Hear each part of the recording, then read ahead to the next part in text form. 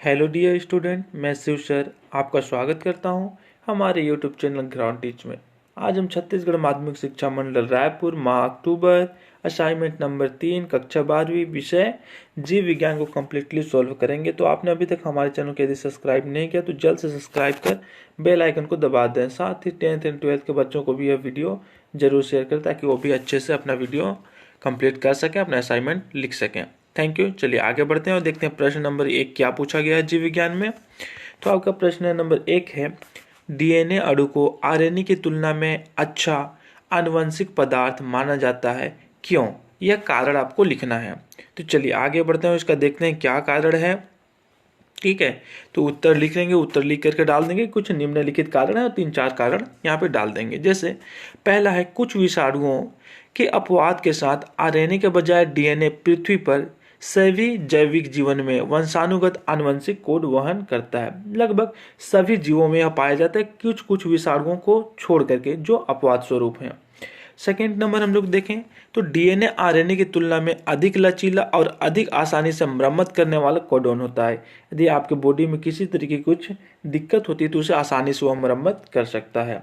तीसरे नंबर की ओर बढ़ते हैं तो डीएनए आनुवंशिक जानकारी के अधिक स्थिर वाहक के रूप में कार्य करता है, जो जीवित रहने और प्रजनन के लिए आवश्यक होता है। जीवन को बढ़ाए रखने के लिए एक पीढ़ी से दूसरी पीढ़ी के लिए प्रजनन आवश्यकता होता है, इसमें डीएनए अच्छा होता है। ठीक है, अब चौथा की ओर हम लोग बढ़े। चौथा रीजन तो देखते हैं कि डबल पेचदार संरचना के कारण डीएनए अधिक सूचना सुरक्षा भी प्रदान करता है। आपके जो जेनेटिक सूचना होते हैं, कोड होते हैं, उनको अधिक ही ये सुरक्षा प्रदान करता है। तो इस प्रकार से कारण हो जाएंगे 3-4 कारण।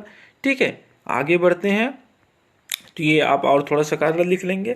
प्रश्न क्रमांक 2 की ओर बढ़ते हैं। प्रश्न 2 में क्या पूछा गया है? तो प्रश्न 2 आपका है, आनुवंशिक कोड क्या है? आनुवंशिक कोड के कोई 2 विशेषताएं लिखना है। तो पहले तो आपको आनुवंशिक कोड क्या होता है उसके बारे में बताना है, इसके बाद आपको उसकी विशेषता लिखना है। ठीक है, चलिए सबसे पहले आनुवंशिक कोड लिख लेते हैं। डीएनए और बाद में ट्रांसक्रिप्शन द्वारा बने एमआरएनए पर नाइट्रोजन क्षार का विशिष्ट अनुक्रम है, जिनका अनुवाद प्रोटीन के संश्लेषण के लिए एमिनो अम्ल के रूप में किया जाता है। एक एमिनो अम्ल निर्दिष्ट करने वाले 3 नाइट्रोजन क्षारों के समूह को कोडन करता है या कोड या प्रकट करता है, जिसे हम आनुवंशिक कोड कहेंगे। अब इसके हम लोग विशेषताएं देख लेते हैं। तो चलिए 2 विशेषताएं देख लेते हैं यहाँ पे। विशेषता नंबर फर्स्ट है त्रिक प्रकट या ट्रिपलेट कोड, और सेकेंड है अर्धद्विराम या विहीन कोड। ठीक है, तो ये हो जाएंगे इनकी 2 विशेषताएं हैं। आगे बढ़ते हैं प्रश्न क्रमांक 3 की ओर। तो प्रश्न 3 आपको क्या पूछा गया है देखते हैं। प्रश्न 3 है आपका, टीआरएनए, एमआरएनए और आरआरएनए में अंतर स्पष्ट करना है। ठीक है, यहाँ पे देखिए थोड़ा सा मिस्टेक हुआ है, टीआरएनए लिखा गया, ये क्या होगा? एमआरएनए होगा, है ना। यहाँ पे आंसर में सही लिखा हुआ, इसको आप सुधार लेंगे। तो टीआरएनए, एमआरएनए और आरआरएनए या राइबोसोमल आरएनए में क्या अंतर है, ये आपको स्पष्ट करना है। चलिए आगे बढ़ते हैं और 3-4 इसका अंतर हम लोग नोट करते हैं।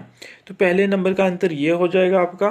ठीक है, टीआरएनए एक अणु छोटा आरएनए अणु है जो तिपतिया घास के आकार का होता है।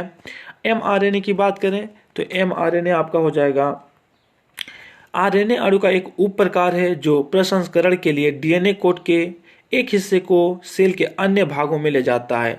मतलब मैसेंजर का काम करता है, एक जगह से दूसरी जगह पहुंचाने का काम करता है। लास्ट देखते हैं हम लोग आरआरएनए। तो आरआरएनए अणु राइबोसोम का एक घटक होता है जो अनुवाद के अंग के रूप में कार्य करता है। आगे बढ़ते हैं तो दूसरा अंतर हो जाएगा। दूसरा अंतर क्या हो जाएगा कि जो है आपका टीआरएनए तिपतिया घास के पत्ते का आकार का होता है, एमआरएनए आकार में रैखिक होता है और आरएनए गोले के आकार का अणु होता है। तीसरा अंतर देखते हैं तो विशिष्ट एमिनो एसिड को राइबोसोम में ले जाता है। ठीक है, कौन सा? टीआरएनए। और एमआरएनए नाभिक से राइबोसोम तक पॉलीपेप्टाइड के ट्रांसक्रिप्शन डीएनए को ले जाने का काम करता है। और आरआरएनए कोडॉन या एंटीकोडॉन अनुक्रमों का अभाव होता है। ठीक है, आगे बढ़ते हैं तो चौथा अंतर देखते हैं। ठीक, चौथा अंतर क्या हो जाएगा? इनके आकार के बारे में बताया गया है। ये है आपका टीआरएनए का आकार, ये हो जाएगा एमआरएनए का, और ये हो जाएगा आपका आरआरएनए का आकार। इस प्रकार से आप पूरा आंसर कंप्लीट कर सकते हैं। आगे बढ़ते हैं प्रश्न क्रमांक 4 की ओर। प्रश्न क्रमांक 4 में क्या पूछा गया आपसे क्वेश्चन? कैंसर कोशिका सामान्य कोशिका से कैसे अलग होता है। एक होता है कैंसर कोशिका, दूसरा सामान्य कोशिका जो नॉर्मल बॉडी में पाए जाते हैं। वो दोनों में क्या अंतर है, क्या अलग है, उसके बारे में आपको लिखना है।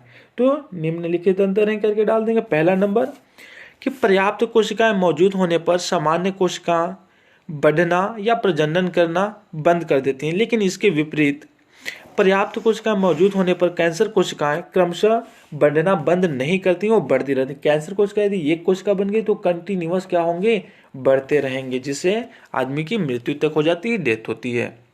आगे बढ़ते हैं, दूसरा कारण देखते हैं, दूसरा अंतर। तो दूसरा अंतर हो जाएगा आपका सामान्य कोशिका पास पास की अन्य कोशिकाओं में भेजे गए संकेतों का जवाब देती हैं, जबकि कैंसर कोशिकाएं सामान्य कोशिकाओं की तरह कोई कोशिकाओं के साथ बातचीत नहीं करती। तीसरा अंतर लिख लेंगे, इस प्रकार से कंप्लीट हो जाएगा। आगे बढ़ते हैं तो आता है आपका प्रश्न क्रमांक 5।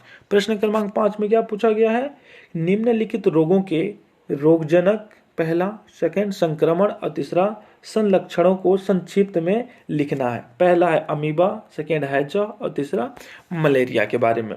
तो सबसे पहले चलिए अमीबा को सॉल्व करते हैं। अमीबा के रोगजनक के बारे में लिखते हैं। तो इस प्रकार से आप रोगजनक लिख लेंगे। आगे बढ़ेंगे तो ये हो जाएगा उसके संक्रमण कैसा होता है, संक्रमण नोट करेंगे। संक्रमण से आगे बढ़ते हैं तो संलक्षण आ जाएंगे, ठीक है। तो ये आपका हो जाएगा संलक्षण, नोट कीजिए। अब आगे बढ़ते हैं ब नंबर। ब नंबर क्या है आपका, हैजा। तो सबसे पहले हैजा का रोगजनक के बारे में लिख लेते हैं, कंप्लीटली रोगजनक हो जाएंगे। रोगजनक से बढ़ेंगे तो संक्रमण आ जाएगा। इस तरीके से आप इनका संक्रमण लिख लेंगे, संक्रमण के बाद संलक्षण, ये आपका कंप्लीट आंसर हो जाएगा। इसके बाद बढ़ेंगे तो स नंबर की ओर। स नंबर क्या है, मलेरिया। मलेरिया क्यों होता है, किसके कारण से होता है, ये आप रोगजनक पहले लिख लीजिए। संक्रमण कैसे होता है, संक्रमण लिखिए। इसके बाद आपके बढ़ेंगे कहाँ, संलक्षण की ओर। तो ये आपका संलक्षण हो जाएगा, जिससे बुखार, पसीना आना, शरीर में दर्द, उल्टी आना, ये सब इसके लक्षण होते हैं। प्रश्न नंबर 6 की ओर बढ़ते हैं। तो 6 क्या पूछा गया है, प्रोटीन संश्लेषण को विस्तार से आपको समझाना है कि प्रोटीन संश्लेषण कैसे होता है, किस क्रिया के द्वारा होता है, कैसे प्रक्रिया है, उसके बारे में आपको लिखना है। तो वीडियो यहाँ पे आप पॉज कीजिए, कंप्लीटली आंसर नोट डाउन कीजिए, स्क्रीनशॉट लीजिए। जैसे देखो, प्रोटीन संश्लेषण प्रोटीन का निर्माण है, जैविक प्रणालियों में यह कोशिकाओं के अंदर किया जाता है। तो ये सभी जीवों में प्रोटीन का निर्माण होता है, ठीक है, ये एक प्रक्रिया होता है। आगे बढ़ते हैं, बाकी आंसर नोट डाउन करते हैं। तो इस प्रकार से आपका आंसर कंप्लीट हो जाता है, प्रोटीन का संश्लेषण होता है। यदि आपने अभी तक हमारे चैनल को सब्सक्राइब नहीं किया तो जल्द से सब्सक्राइब कर दीजिए, बेल आइकन को दबा दीजिए। साथ ही 10th 12th के बच्चों को भी यह वीडियो जरूर शेयर करें। थैंक यू, मिलते हैं नेक्स्ट वीडियो में। जय हिंद।